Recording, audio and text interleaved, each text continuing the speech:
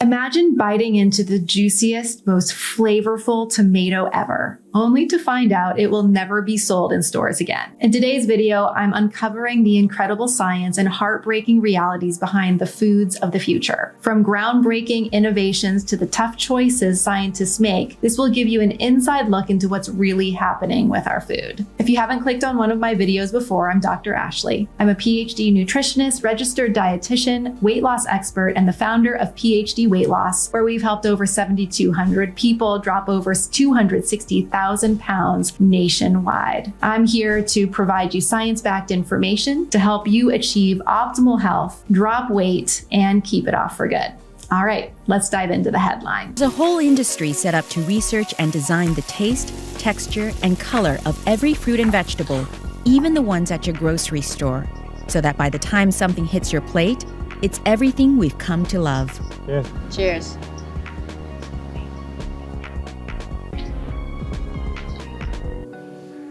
The quest to create new and better varieties of produce is big business, like $10 billion a year big.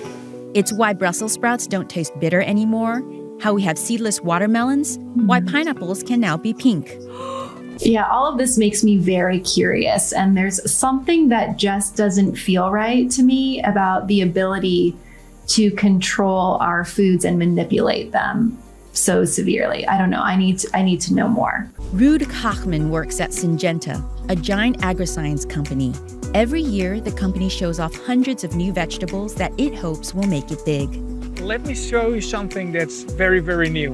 It's what we call our burger leaf lettuce. You feel the leaves? They're really crunchy. Oh, wow. So you get a fresh, crunchy leaf the size of a hamburger. Why create new varieties of vegetables? Aren't the ones we have good enough already? Well, there is always a wish for something new, whether it is color, whether it is taste, whether it is convenience. So there is always an opportunity to improve your genetics.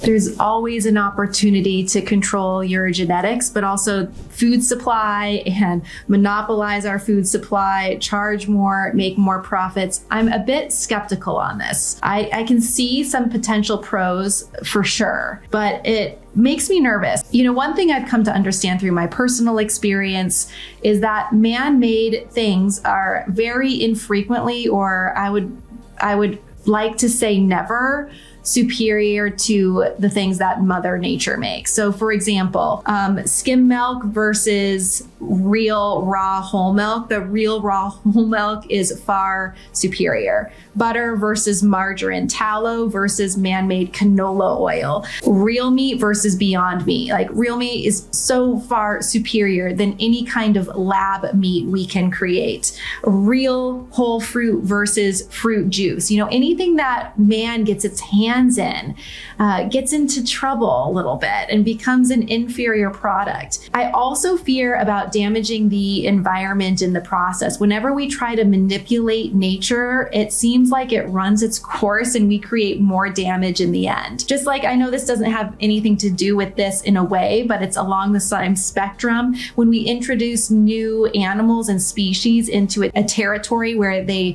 weren't born and bred, it causes disaster more often than not. And I can think of many scenarios where that's happened before. Tomas Golas's job is to look at taste, shelf life, and disease resistance, and then try to find the perfect balance. The process can take more than 10 years.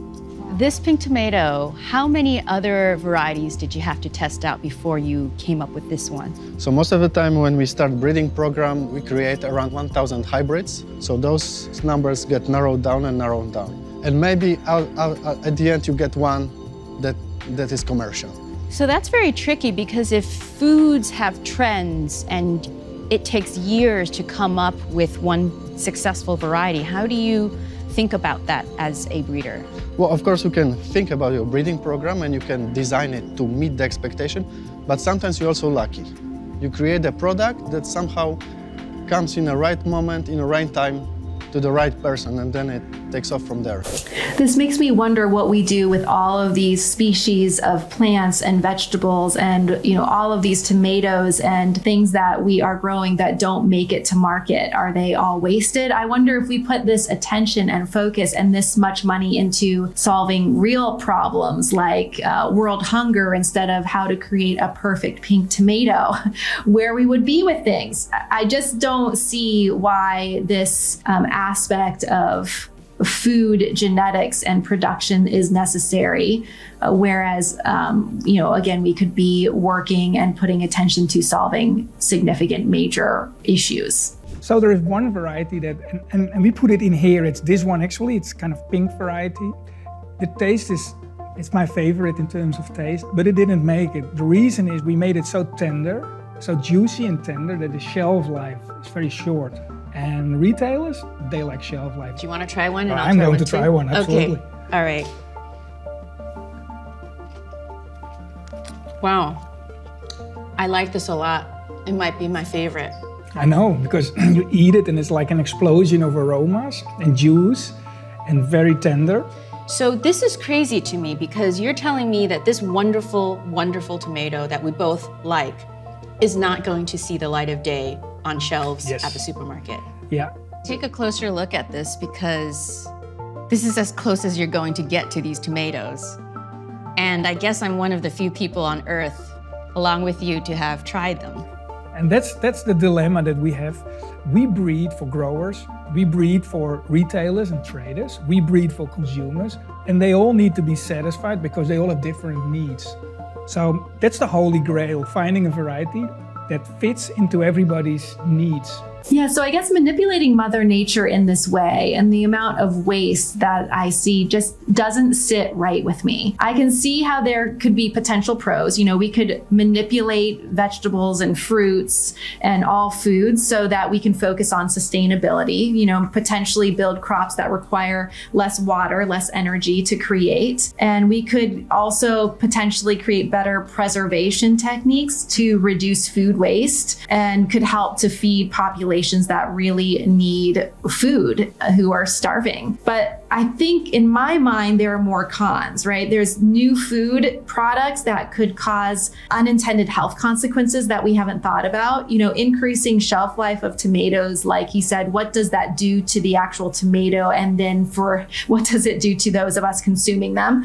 I think there could be environmental downsides, like the insanity of lab-grown meat. I think that is so crazy, and the significant energy that it requires diminishes completely the potential benefit of it, not to even mention the poor nutrition quality of the food, no matter what synthetic things they put into that lab meat. I think it could disrupt traditional farming and communities and food systems. I think it could disrupt bioorganisms and ecosystems.